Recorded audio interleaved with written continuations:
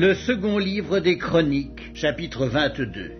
Les habitants de Jérusalem firent régner à sa place Akazia, son plus jeune fils, car la troupe venue au camp avec les Arabes avait tué tous les plus âgés. Ainsi régna Akazia, fils de Joram, roi de Juda. Akazia avait 42 ans lorsqu'il devint roi, et il régna 1 an à Jérusalem. Sa mère s'appelait Athalie, fille d'Omri. Il marcha dans les voies de la maison d'Akab, car sa mère lui donnait des conseils impies. Il fit ce qui est mal aux yeux de l'Éternel, comme la maison d'Akab, où il eut après la mort de son père des conseillers pour sa perte. Entraîné par leurs conseils, il alla avec Joram, fils d'Akab, roi d'Israël, à la guerre contre Hazaël, roi de Syrie, à Ramoth en Galaad. Et les Syriens blessèrent Joram. Joram s'en retourna pour se faire guérir à Jizréel des blessures que les Syriens lui avaient faites à Rama lorsqu'il se battait contre Hazaël, roi de Syrie. Azaria, fils de Joram, roi de Juda, descendit pour voir Joram, fils d'Akab, à Jizréel, parce qu'il était malade. Par la volonté de Dieu, ce fut pour sa ruine qu'Akazia se rendit auprès de Joram. Lorsqu'il fut arrivé, il sortit avec Joram pour aller au-devant de Jéhu, fils de Nimski, que l'Éternel avait oint pour exterminer la maison d'Akab. Et comme Jéhu faisait justice de la maison d'Akab, il trouva les chefs de Juda et les fils des frères d'Akazia, qui étaient au service d'Akazia, et il les tua. Il chercha Akazia, et on le saisit dans Samarie, où il s'était caché. On l'amena auprès de Jéhu, et on le fit mourir. Puis ils l'enterrèrent, car il disait, c'est le fils de Josaphat qui cherchait l'Éternel de tout son cœur. Et il ne resta personne de la maison d'Akazia qui fut en état de régner. Athalie, mère d'Akazia, voyant que son fils était mort, se leva et fit périr toute la race royale de la maison de Juda. Mais Yoskabéat, fille du roi, prit Joas,